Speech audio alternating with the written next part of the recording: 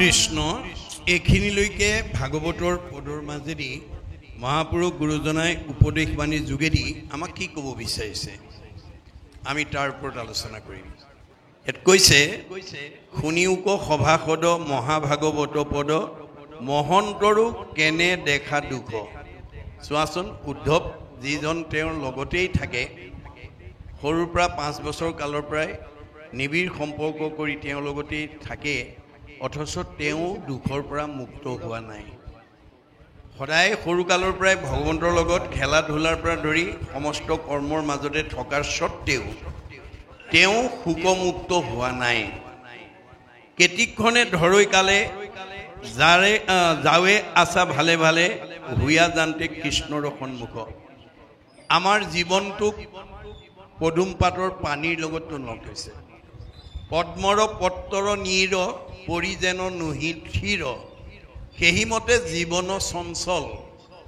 পদুম পাতৰ পানী বতাহে কোন সময়ত পেলাই দিব তাৰ যেনেকৈ সিদ্ধান্ত নাই, আমিও কোন সময়ত কি পৰিস্থিতিত আমাৰ জীৱন এৰিব লগা হয় তাৰো কোনো সিদ্ধান্ত নাই। সেইকাৰণে সময় থাকোঁতেই আমি আজিৰ দৰে অনুষ্ঠানলৈকে আহি কৃষ্ণৰ কথা শ্ৰৱণ কীৰ্তন কৰি আমি যাতে জীৱক সদ্গতি দিব পাৰোঁ তাৰ প্ৰতি আহ্বান জনাইছে যে ঈশ্বৰৰ কথা শুনিব পৰা শক্তি মানুহৰ বাদে আনৰ নাই। যে মানুহ হৈ যদি আমি ঈশ্বৰৰ কথা শুনাৰ প্ৰতি গুৰুত্ব নাথাকে, এতিয়া এইটো ধৰ্মহীন মানুহ বুলি কৈছে। ধৰ্মেন হীনা পশুৰ ভি সমানা। যি মানুহে ঈশ্বৰৰ কথা নুশুনে, নকয়, নাগায়, সি দেখাতহে মানুহ, স্বভাৱত ৰাক্ষস বুলি কৈছে। কদাচিতো নলবই মোহৰ নাম যশ, জানিবা অৰ্জুন সিটো মনুষ্য ৰাক্ষস। ভগৱন্তৰ নাম নোলোৱা মানুহ দেখাতহে মানুহ, স্বভাৱত ৰাক্ষস। সেই স্বভাৱৰ মানুহে খাবলৈ জীয়াই থাকে। আমি আচলতে জীয়াই থাকিবলৈ খাব লাগে, কিন্তু ঈশ্বৰৰ কথা নুশুনা নোকোৱা মানুহবিলাকে খাবলৈ জীয়াই থাকে। আমাৰ দাৰ্শনিক পণ্ডিতে কৈছে live to eat but not' eat to live. জীয়াই থাকিবলৈ খাবা, খাবলৈ জীয়াই নাথাকিবা। কিন্তু ঈশ্বৰৰ প্ৰতি ভক্তি নথকা জীৱবিলাক খাবলৈ জীয়াই থাকে। সেইকাৰণে আমাৰ সমাজত এতিয়া খাবলৈ জীয়াই থকা মানুহৰ সংখ্যা বেছি। জুতিয়ে বুদ্ধিয়ে দিলেই ভাল, নিদিলেই কাল। আমাৰ কিছুমান মানুহে জুতিয়ে বুদ্ধিয়ে খাবলৈ নাপালে একেবাৰে গালি শপনি পাৰি সৰ্বনাশ কৰি দিব। গতিকে সেইটো স্বভাৱ যাৰ আছে তেওঁ খাবলৈ জীয়াই থকা জীৱ। গতিকে সেই খাবলৈ জীয়াই থকা স্বভাৱটো গুচি জীয়াই থাকিবলৈ খোৱাৰ কাৰণে আমি আগবাঢ়ি আহিব লাগিব। যাৰ কাৰণে লক্ষী স্বয়ম্বৰত মানে দৈত্যগুৰু শুক্ৰাচাৰ্যক লক্ষীয়ে নাকচ কৰিছে। কি বুলি? জানো দৈত্য গুৰু শুক্ৰ হুন্ত মহাজ্ঞানী, তথাপি নেৰন্ত সংগ লোভাবিষ্ট প্ৰাণী। দৈত্যগুৰু শুক্ৰাচাৰ্য এজন জ্ঞানী মানুহ বুলি মই জানো, পিছে তেওঁ বৰ লোভিয়া। লোভিয়াতো পৰে সংসাৰ ৰত নাহি মন্দ, জুতি খাইবে নপাইলে লগাইবে নিতে দণ্ড। এনেকুৱা লোভিয়া মানুহক যদি মই স্বামীবৰণ কৰোঁ, ভৱিষ্যতে মই জুতিয়ে বুদ্ধিয়ে খুৱাব নোৱাৰিলে সদায় ই মোৰ লগত কাজিয়া কৰিব। ইয়াক মই স্বামীবৰণ কৰিব নোৱাৰোঁ। দুৰ্বাসাৰ ওচৰত গৈ কৈছে, আচন্ত দুৰ্বাসা ঋষি তপৰ ভাণ্ডাৰ, সদায়ে নুগুছে টান ক্ৰুদ্ধ অহংকাৰ। আকবৰী কোনে ভাল বোলাইবেক বাবে, অকাৰ্যত নষ্ট কৰি বেক চন্দ খাবে। এওঁ এজন তপস্বী ঋষি হয়, ব্ৰহ্মজ্ঞানী, পিছে বৰ খঙাল। এনেকুৱা খঙাল মানুহক যদি মই স্বামীবৰণ কৰোঁ, কেতিয়াবা অকাৰণতে সাপ দি নষ্ট কৰি দিওঁ। গতিকে আমাৰ স্বামীবিলাক বেছি খঙাল হ'ব নালাগে দেই। কাৰোবাৰ খং যদি বেছি আছে কমাব। 3 নম্বৰত পৰশুৰামৰ ওচৰলৈ গৈ কৈছে, আচন্ত পৰশুৰাম হুন্ত ধৰ্মমতী, একোৱে প্ৰাণিত টান নাহি মিত্ৰৱতী। এওঁ এজন ধাৰ্মিক মানুহ হয়, কিন্তু কাৰো প্ৰতি মৰম নাই। ইহাংক বৰিলে মূৰৰ নৰৈব অৱস্থা নিৰ্দয় পুৰুষে নুবুজয় দুখ বেথা এনেকুৱা মৰম নাইকিয়া মানুহক যদি মই স্বামী বৰণ কৰোঁ ভাৰ্যাৰ দুখ কষ্টৰ কথা এওঁ উপলব্ধি কৰিব নোৱাৰিব নাকচ কৰিছে দেই আমাৰ মৰম থকা ভাৱটো আমাক লাগিব ভাৰ্যাৰ প্ৰতি স্বামীৰ স্বামীৰ প্ৰতি ভাৰ্যাৰ স্নেহ থাকিব লাগিব এইবিলাক আমাৰ ভাগৱতে নিৰ্ণয় কৰি দিছে আৰু ব্ৰহ্মাৰ ওচৰলৈ গৈছে আচন্ত বিধাতা জাক সেৱৈ খুৰাখুৰ তান্ত পৰে আন আৰু নাহি কামাতুৰ ভুল হুয়া যিটো নিজ দুহিতাক হৰে নিতে কোলা হলে যাইব ইহাক বৰিলে ব্ৰহ্মা এজন দেৱতা অসুৰৰ আৰাধ্য হয় কিন্তু বৰ কামাতুৰ এওঁ কামৰ বশৱৰ্তী হৈ নিজৰ দুহিতাকে তেওঁ হৰণ কৰিবৰ কাৰণে চেষ্টা কৰিছে এনেকুৱা কামুক মানুহক যদি মই স্বামী বৰণ কৰোঁ সদায় কাজিয়া কৰি মানে জীৱন কটাব লাগিব সেইটো নাকচ কৰিছে এনেকৈ প্ৰতিটো বেয়া গুণ নাকচ কৰি কৰি অৱশেষত বিষ্ণুক বৰক স্বামী বৰণ কৰিছে সেইকাৰণে আমাৰ বিষ্ণু স্বৰূপ বৰ বুলি কোৱা হয় গতিকে আমাৰ কোনোবা গাভৰু ছোৱালীয়ে ভাল দৰা বাচিবলৈ হ'লে আগতে ভাগৱত পঢ়ি ল'ব দেই কোনোবা ডেকা ল'ৰাই ভাল ছোৱালী ভাৰ্যা হিচাপে পাবলৈ হ'লে ভাগৱত পঢ়ি ল'ব লাগিব আমাৰ ছোৱালী বা ভাৰ্যাৰ স্বভাৱ কেনেকুৱা হ'ব লাগে ভাগৱতত আছে আৰু এটা ল'ৰাৰ স্বভাৱ কেনেকুৱা হ'ব লাগে কেনেকুৱা ল'ৰাক ভাৰ্যাই স্বামী বৰণ কৰিব লাগে সব কথা ইয়াতে আছে গতিকে ভাগৱত নুশুনা যিমান বিদ্যাৱন্ত ধনৱন্ত শ্ৰীমন্ত নহওক কিম্বা তেওঁ জীৱনশৈলীৰ প্ৰকৃত পথটো বাছি ল'ব নোৱাৰিব ভাগৱত নুশুনা পৰ্যন্ত পুথিগত ডিগ্ৰীয়ে আমাক কোনো মানুহক প্ৰকৃত মানৱ সম্পদ হিচাপে গঢ়ি তুলিব নোৱাৰিব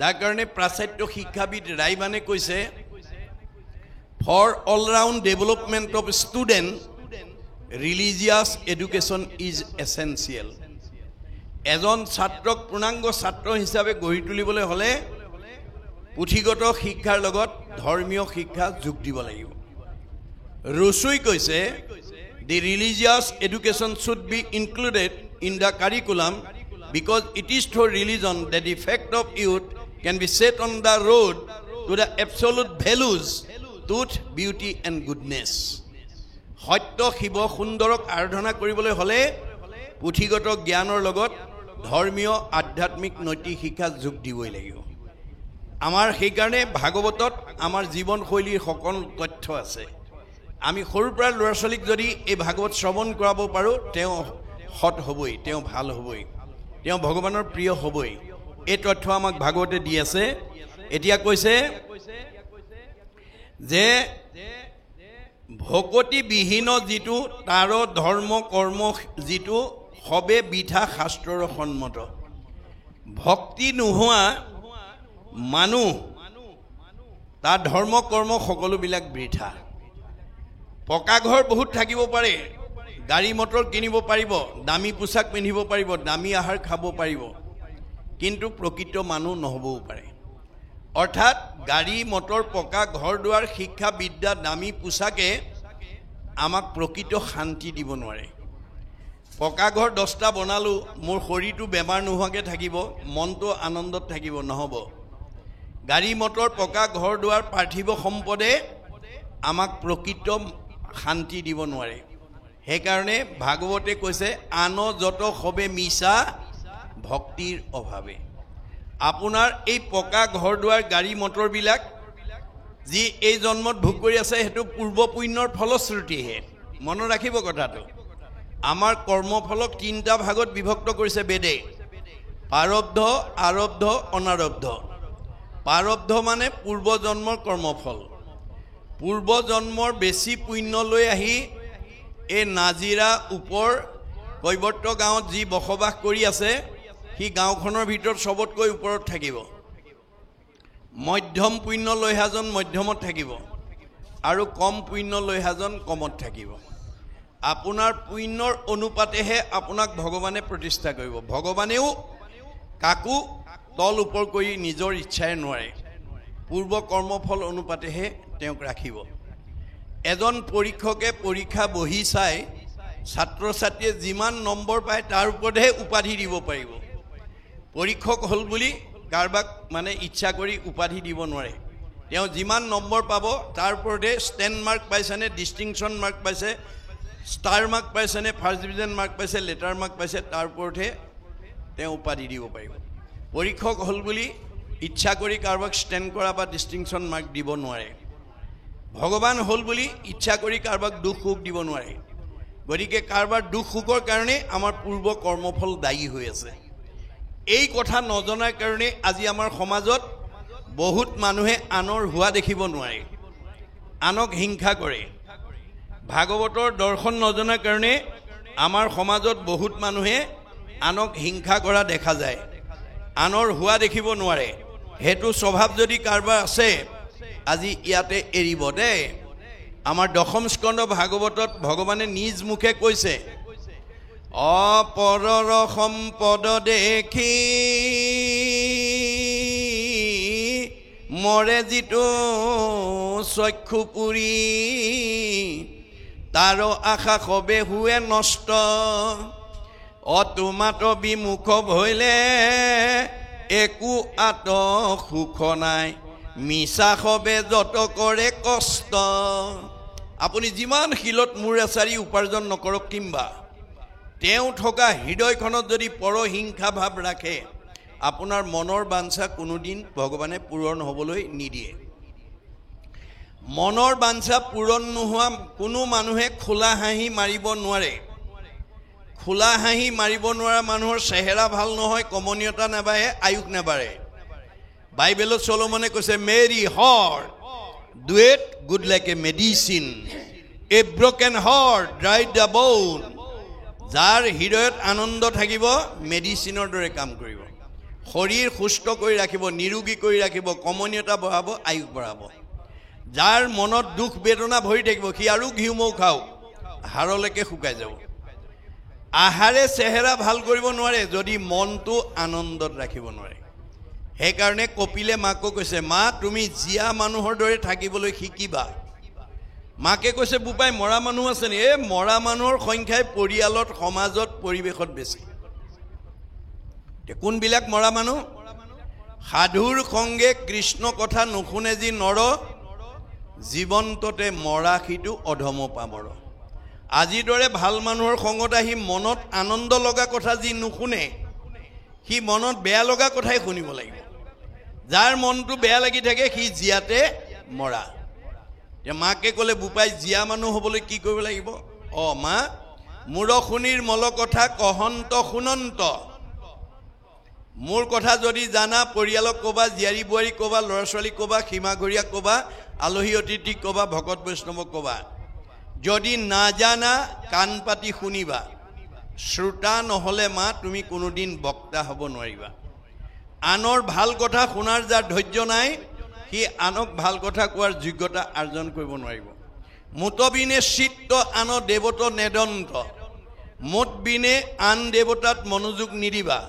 কাৰণ ব্ৰহ্মা আদি কৰি জীৱ যত ৰাম ৰাম ৰাম ৰাম ৰাম মায়া সজ্জা মাজে আশ্ৰয় ঘুমতি যায় আপুনি মইনো কোন সৃষ্টিকৰ্তা ব্ৰহ্মা সংহাৰকৰ্তা শিৱ পালনকৰ্তা বিষ্ণুকে প্ৰমুখ্য কৰি ৩৩ কোটি দেৱতা ভগৱানৰ মায়াত বন্দী হৈ আছে তেওঁলোক নিজেই অজ্ঞান আন্ধাৰত আছে আন্ধাৰত থকা দেৱতাৰ আশ্ৰয় ল'লে কোনোবাই পোহৰ পাব নেকি আন্ধাৰত বহি থকা মানুহ এজনৰ কাষত কোনোবা বহিলে পোহৰ পাব নেকি নাপায় ক'ত বহিব লাগিব যে মাং প্ৰপদন্তে মায়া মেতাম তৰন্তিতে মই পোহৰ মোৰ কাষলৈ যেতিয়ালৈকে নাহিবা তেতিয়ালৈকে তুমি আন্ধাৰতে থাকিব লাগিব দুখ দুৰ্গতিতে থাকিব লাগিব মোৰ আশ্ৰয় লোৱাৰ লগে লগে পৰম আনন্দ আখি মনত মিলয় তেবে তাক আৰু তিনি তাপে নচুৱায় তেতিয়া আৰু ভগৱানৰ তিনিটা তাপ আদি দৈবিক আদি ভৌতিক আদি দৈবিক আধ্যাত্মিক তাপে আমাক স্পৰ্শ কৰিব নোৱাৰে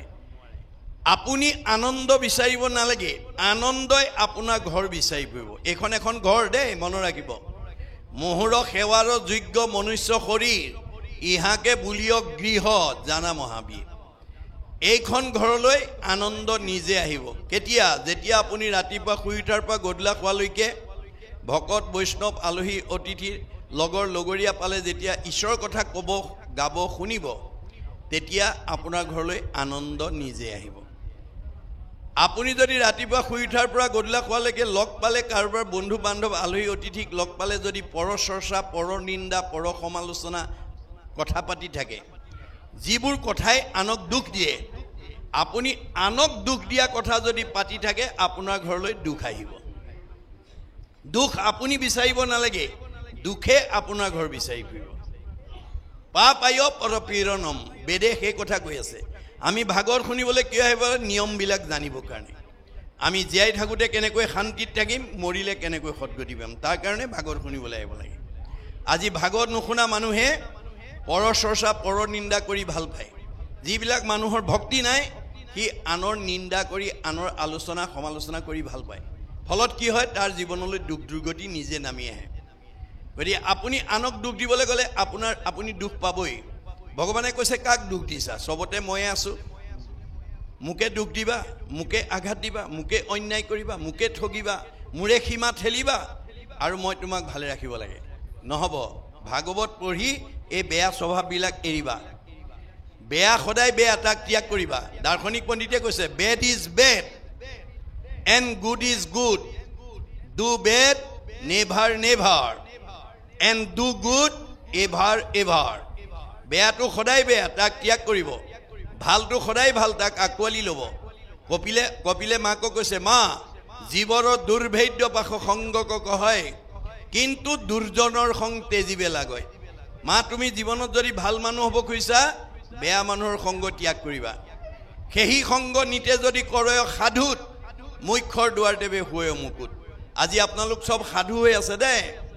আজিৰ দৰে সাধুৰ সংগলৈ যদি আমি এক ক্ষণ 4 মিনিট, মনত ৰাখিব, আমি 24 ঘণ্টাৰ ভিতৰত 4 মিনিট সময় যদি আমাৰ ঘৰৰ প্ৰতিজন সদস্যই যদি ঈশ্বৰৰ কথা ক'ব, গাব, শুনিব পাৰে, তেতিয়া সেইখন ঘৰ শান্তিত থাকিব, সেইকেইটা জীৱ উদ্ধাৰ হ'ব। আমাৰ এতিয়া বহুত মানুহ আছে 4 মিনিট সময়ো ঈশ্বৰৰ কথা শুনিবলৈ, ক'বলৈ, গাবলৈ সময় নাই। গতিকে তেওঁ কেতিয়াও দুখ দুৰ্গতিৰ পৰা মুক্ত হ'ব নোৱাৰিব। পাৰ্থিৱ ধন টকা পইচা গাড়ী মটৰ পকা ঘৰ দুৱাৰে আমাক সুখত ৰাখিব নোৱাৰে, যেতিয়ালৈকে ভক্তিটোক যোগ কৰি নল'ব।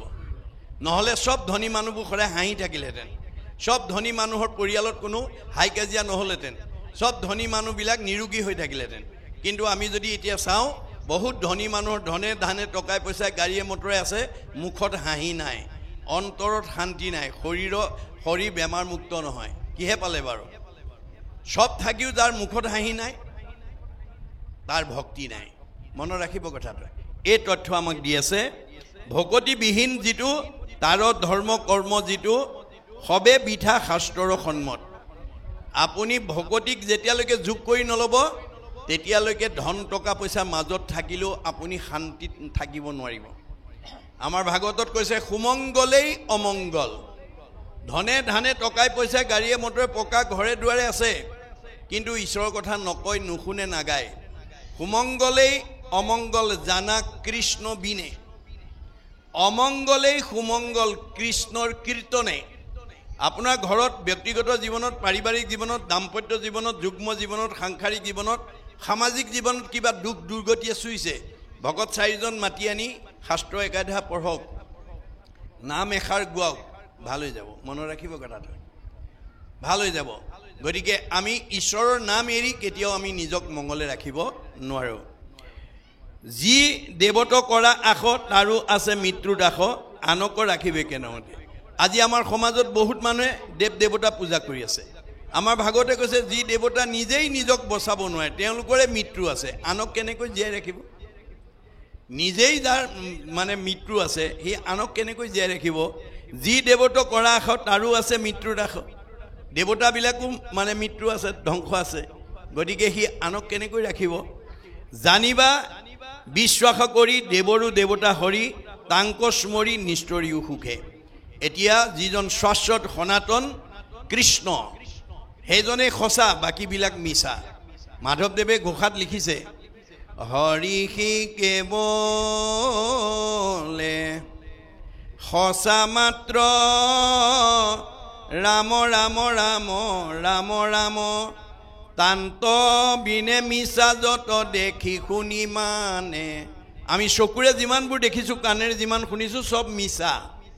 আজি আছে কালিলে নাই সঁচা কেৱল হৰি কিন্তু আজি আমি বহুত সমাজৰ মানুহে কি কৰিছো যিটো মিছা তাক আশা কৰি ৰাম ৰাম ৰাম ৰাম ৰাম দুৰাচাৰ মন মৰস কেন অজ্ঞানে মনটোক সদাচাৰ কৰিব নোৱাৰে কাৰণে দুৰাচাৰ মনৰ কবলত পৰি আজি আমাৰ বহুত উঠি অহা প্ৰজন্মই নাখাবলগীয়া খাইছে নকৰিবলগীয়া কাম কৰিছে নাযাবলগীয়া ঠাইলৈ গৈছে যাৰ কাৰণে ভগৱানে দিয়া 100 বছৰ ভোগ কৰিবলৈ নোপোৱাকে আমাৰ মাজৰ পৰা বিদায় লৈছে আমাৰ ভাগৱতত নিয়ম বান্ধি দিছে সদাচাৰ বান্ধি দিছে ভাগৱত শুনি আমি যদি সদাচাৰ মানি চলো আয়ুস বঢ়াব পাৰিব আমাৰ গুৰুজনৰ দিনত কেবাজনো আটা পুৰুষে শংকৰ মাধৱৰ ওচৰত ভাগৱত ব্যাখ্যা শুনিছিল কিন্তু তেওঁলোকৰ এটা চাৰিত্ৰিক বৈশিষ্ট্য আছিল গুৰুতকৈ শিষ্য জ্ঞান খুচৰি খুচৰি লয় জ্ঞান নজনা কথাবিলাক সব শিকি ললে শিকাওঁতা মাধৱদেৱ 107 বছৰ জীয়াই থাকিলে শিকাওঁতা শংকৰদেৱ 120 বছৰ জীয়াই থাকিলে তেওঁলোকৰ পৰা শিক্ষা লোৱা বদলা আটা 130 বছৰ ৰাম ৰাম আটা 140 বছৰ মথুৰা দাস আটাই 151 বছৰলৈ আয়ুস বঢ়ালে এতিয়া এই ভগৱানে দিয়া বয়স আমাৰ সবৰে 100 বছৰে মনুষ্যৰ আয়ুষত বৰিষ সংখ্যা কাকো কমাই দিয়া নাই তৎসত্ত্বেও আমাৰ বহুত মানুহ 100 বছৰ ভোগ কৰিবলৈ নোপোৱাকে গুচি গৈছে কিয় ভাগৱতৰ সদাচাৰ নামানাৰ কাৰণে মনত ৰাখিব সদাচাৰ আমাৰ 8 প্ৰকাৰ সদাচাৰ কায়ৰ সদাচাৰ বাক্যৰ সদাচাৰ মনৰ সদাচাৰ গমন সদাচাৰ শৌচ সদাচাৰ অন্ন সদাচাৰ স্নান সদাচাৰ শয়ন সদাচাৰ এই 8 প্ৰকাৰ সদাচাৰ আমাৰ প্ৰত্যেক ঘৰৰ পৰিয়ালে যাতে মানি চলিব পাৰে তাৰ প্ৰতি আপোনালোকে জ্যেষ্ঠসকলে চকু দিব লাগিব কায়ৰ সদাচাৰ মানে ত্ৰাণ দান ৰক্ষণত ব্যৱহাৰ কৰিব লাগিব আনৰ উপকাৰ কামত যাতে আমি শৰীৰটো প্ৰয়োগ কৰিব পাৰোঁ বাক্যৰ সদাচাৰ সত্য প্ৰিয় হিত আমাৰ পৰিয়ালৰ প্ৰত্যেকজনে সঁচা কথা ক'বলৈ যত্ন কৰিব সঁচা কথা কোৱা মানুহে সাহসেৰে কথা ক'ব পাৰে নিৰ্ভীকভাৱে কথা ক'ব পাৰে মূৰ তুলি কথা ক'ব পাৰে মিছা কথা কোৱা মানুহে তললৈ মূৰ কৰি থাকে কাৰণ ধৰা পৰাৰ ভয় কৰে গতিকে আমি সদায় কথাবিলাক সঁচা কল যি মানুহ পৰিয়ালত যিজনে সদস্যই সঁচা কথা কয় তেওঁ বোৱাৰীয়ে হওক বা শাহুৱে হওক সঁচা কথা কোৱা বোৱাৰী বা শাহুলে বাকী মিছা কথা কোৱাবিলাকে ভয় কৰে ডৰ কৰে সমাজত যিজন মানুহে সঁচা কথা কয় তেওঁলৈ বাকীবিলাকে ডৰ কৰে গতিকে আমাৰ কথাবিলাক সদায় সঁচা ক'বলৈ যত্ন কৰিব লাগিব কিন্তু সঁচা কথা ক'লো বুলিয়ে দামফি মাৰি ক'লে নহ'ব প্ৰিয় শুনিবলৈ ভাল পোৱাকে ক'ব লাগিব আৰু হিত উপকাৰ হোৱাকে ক'ব লাগিব আপুনি কোৱা কথাটোৱে ব্যক্তিজনৰ বা পৰিয়ালটোৰ বা অনুষ্ঠানৰ বা প্ৰতিষ্ঠানৰ সমাজৰ উপকাৰ হ'ব লাগিব তেতিয়া আপোনাৰ কি হ'ব পৰোপকাৰায় পুণ্যম আপোনাৰ পুণ্য জমা হ'ব আপুনি যদি আনৰ উপকাৰ হোৱা কথা কয় আপোনাৰ পুণ্য হ'ব কিন্তু আজি বেদৰ এই নিয়মৰ কথা নজনাৰ কাৰণে আমাৰ সমাজত বহুতে কি কৰে ওচৰৰ মানুহ ঘৰলৈ গৈ চাহ তামোল খাবলৈ গৈ এনেকুৱা কথা লগাই থৈ আহে তেওঁ ওলাই যোৱাৰ পিছতে সন্দেহবশতঃ হয় স্বামী স্ত্ৰীৰ মাজত কাজিয়া লাগিছে নহয় শাহু বোৱাৰীৰ মাজত লাগিছে নহয় ককাই ভাইৰ মাজত লাগিছে নহয় সীমা ঘূৰিয়াৰ লগত লাগিছে আপুনি কৈ থৈ যোৱা কথাটোৰ কাৰণে যদি আনৰ পৰিয়ালত কাজিয়া লাগি যদি অপকাৰ হ'বলগীয়া হয় কোৱাজনৰ কি হ'ব আমাৰ ভগৱানে কৈছে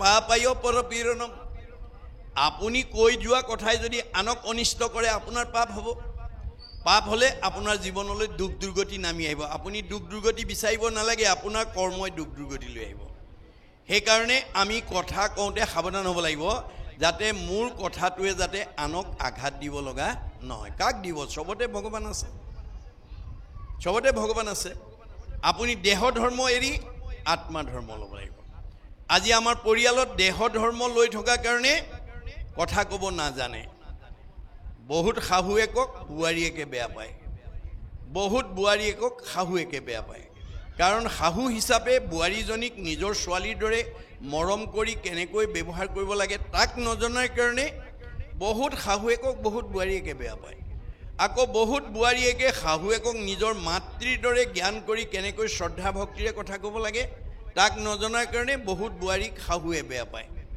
বহুত দেউৰেকক নবৌয়েকে বেয়া পায়, বহুত নবৌয়েকক দেউৰেকে বেয়া পায়, বহুত ননন্দীক নবৌয়েকে বেয়া পায়, বহুত নবৌয়েকক ননন্দীয়ে বেয়া পায়, ইত্যাদি ইত্যাদি। কিয়? ভাগৱতৰ নিয়ম নাজানে, সদাচাৰ নাজানে দেই। সদাচাৰ কথা কোৱাৰ নিয়ম নাজানিলে আপুনি ঘৰত কেতিয়াও শান্তিত থাকিব নোৱাৰিব। কথাই আমাৰ পৰিয়ালত বিশৃংখল বা কাজিয়াৰ সৃষ্টি কৰিব পাৰে। সেইকাৰণে আমাৰ কথা কোৱাৰ নিয়ম কি বুলি কৈছে? সত্য, প্ৰিয়, হিত। আপুনি কোৱা কথাটোৱে আনৰ উপকাৰ কৰিব লাগিব, অপকাৰ কৰিব নালাগিব। উপকাৰ কৰাৰ লগে লগে আপোনাৰ পুণ্য হ'ব। পৰোপকাৰায় পুণ্যম। আনৰ উপকাৰ হোৱা কথা কোৱাৰ লগে লগে আপুনিও পুণ্যৰ অংশীদাৰ হৈ গ'ল। এই নিয়ম আমি জানিব লাগিব দেই। বাক্যৰ সদাচাৰ, গমন সদাচাৰ। আমাৰ ভৰিকেইটা যাব দিছে ভগৱানে, দিলে বুলিয়ে অগম্যা গমন কৰিলে নহ'ব। আমাৰ সীমা বান্ধি দিছে গুৰুজনাই। হেৰা, তোমাক ভৰিকেইটা দিছোঁ বুলি তুমি য'তে ত'তে নাযাবা। প্ৰথম কলি থকা ঠাইলৈ নাযাবা। কলি ক'ত থাকে? পৰীক্ষিতে কলিক নিগ্ৰহ কৰোঁতে প্ৰধানকৈ 4টা ঠাই দিছে। নৃপতি বুলন্দ কলি টুকত দিলোঁ স্থান, জড়িত খেলে জোৱা পাশা কৰে মদ্যপান। স্ত্ৰী পঞ্চসোণা গৃহস্থৰ থাকে জড়িত, এই 4 স্থানত দিলোঁ বঞ্চগয়াতৈত। এই 4টা থান দিছে। মানে মদ ভাং খোৱা, জোৱা পাশা খেলা, পৰস্ত্ৰী আসক্ত, হিংসা ধৰ্ম, এইবিলাকত আমি যাব নালাগে। আপুনি যদি তালৈ যায় ভক্তি বেবিচাৰ হ'ব। আকৌ কৈছে অন্য দেৱী দেও নকৰিবা সেও। এখন বেৰ, গৃহ নপঢ়িবা তাৰ 2খন বেৰ, মূৰ্তিকো নাচাইবা 3খন বেৰ, প্ৰসাদো নাখাইবা 4খন বেৰ। ভক্তি হ'ব বেবিচাৰ। আমাৰ ভৰিকেইটা দিলে বুলি যদি আমি এই বেৰ ভাঙি যাওঁ, আমাৰ ভক্তি বেবিচাৰ হ'ব। তাৰ কাৰণে ঈশ্বৰক দুখিলে নহ'ব। আপোনাৰ কৰ্ম দুখত আপুনি দুখ কষ্ট ভোগ কৰিব লাগিব। ভক্তি বেবিচাৰ কৰি কোনেও জীৱনত শান্তি উন্নতি কৰিব নোৱাৰে। আমাক নিয়ম বান্ধি দিছে দেই, মনত ৰাখিব। গমন সদাচাৰ, শৌচ সদাচাৰ। আমি গা ধুব লাগে বুলি পাচাব পায়খানা কৰি গা ধুব লাগে, চাবোন লৈ মাটি পানী লৈ, তেতিয়া বাহিৰ শুদ্ধ হ'ব আৰু ভিতৰো শুদ্ধ কৰিব লাগিব। আপুনি গা ধুওঁতে গৰম হ'ল বুলি ঢল ঢলকৈ পানী ঢালিলেই নহ'ব। পানী ঢালি থাকোঁতেও আপুনি জয় গুৰু শংকৰ সৰ্বগুণা কৰ যা কেৰি নাহিকে উপাম, তুহাৰী চৰণে ৰেণু শতকোটি বাৰ একো কৰোঁ প্ৰণাম, দৰশিত সুন্দৰ গৌৰ কলে বৰ জৈষণ সুৰপৰ কাষ, সকল সভাসদ ৰঞ্জন যা কেৰি দৰ্শনে পাপ বিনাশ। আপুনি গুৰু বন্দনা গাই আছে, ঘোষা গাই আছে, গাও ধুই আছে, বাহিৰো চফা হ'ব, ভিতৰো চফা। কিন্তু সকলো পবিত্ৰতাৰ ভিতৰত আচল পবিত্ৰতা কাক কৈছে বেদে? সৰ্বেশাম এব শৌচানাম অৰ্থ শৌচম পৰমস্মৃতম। সকলো পবিত্ৰতাৰ ভিতৰত অৰ্থৰ পবিত্ৰতা সৰ্বশ্ৰেষ্ঠ। আমাৰ বহুত গাঁৱত, বহুত সমাজত মানে সভাপতি সম্পাদক কৰি কমিটি গঠন কৰি অনুষ্ঠান পাতে, মানুহে দান বৰঙণিও দিয়ে, অনুষ্ঠানটো ধুনীয়াকৈ পাতে, কিন্তু অনুষ্ঠান শেষ হোৱাৰ পিছত ৰাহি পইচাকেইটাৰ হিচাপটো সভাপতি সম্পাদকে নিদিয়ে। মনত ৰাখিব কথাটো। যি সভাপতি সম্পাদকে ৰাহি পইচাৰ হিচাপকেইটা নিদিয়ে, তেওঁ পাপত পৰি গ'ল আৰু তেওঁ মায়াত পৰি গ'ল। মনত ৰাখিব, তেওঁ নিজেও সমাজৰ ওচৰত মানে হেয়জ্ঞান হৈ যাব আৰু তেওঁ অনাগত দিনত সেই অনুষ্ঠান আৰু তেওঁ আগবঢ়াই নিব নোৱাৰিব। তেওঁক মানুহে কেতিয়াও দান বৰঙণি নিদিব। আমাৰ অনুষ্ঠান কেনেকুৱাকৈ আমি পাতিবলৈ মানে চেষ্টা কৰিব লাগে যে মই এই অনুষ্ঠানটো এনেকৈ আগুৱাই নিম। ভাগৱত পাঠ ব্যাখ্যা অনুষ্ঠান 25 বছৰত ৰূপালী জয়ন্তী পাতিম, 50 বছৰত সোণালী জয়ন্তী পাতিম, 60 বছৰত মই হীৰক জয়ন্তী পাতিম, 75 বছৰ বয়স হ'লে মহাৰজত জয়ন্তী পাতিম আৰু 100 বছৰত ভৰি দিলে শতবাৰ্ষিকী পাতিম। এই পৰিকল্পনাৰে আপুনি যদি যিকোনো অনুষ্ঠান এটা যদি আগুৱাই নিব পাৰে, তেতিয়াহ'লে আপুনি মৰিও অমৰ হৈ থাকিব। মনত ৰাখিব কথাটো। আপোনালোকৰ এইখন গাঁৱত বহুত মানুহ মৰিও অমৰ হৈ থাকিব যদি এই ভাগৱতৰ আদৰ্শৰে কাম কৰিব পাৰে।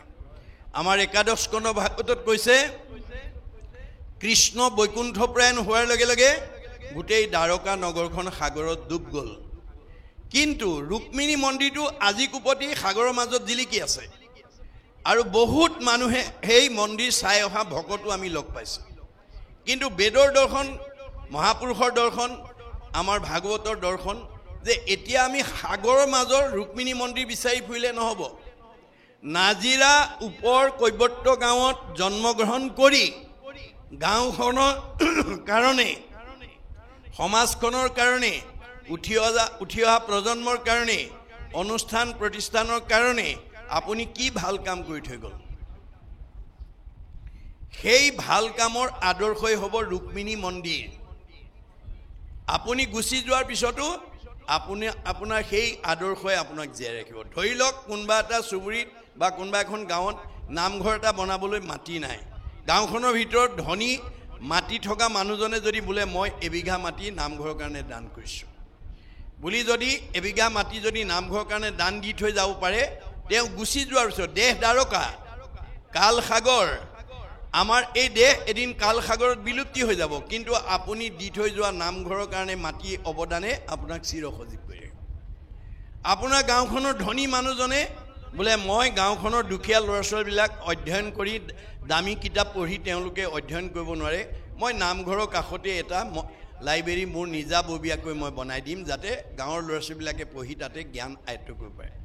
এইবুলি যদি ধনী মানুহজনে যদি এটা মানে লাইব্ৰেৰী যদি গাঁওখনত দি থৈ যায় নিজা খৰচত, তেওঁ গুচি যোৱাৰ পিছতো সেই লাইব্ৰেৰী থকালৈকে তেওঁৰ নাম জিলিকি থাকিব।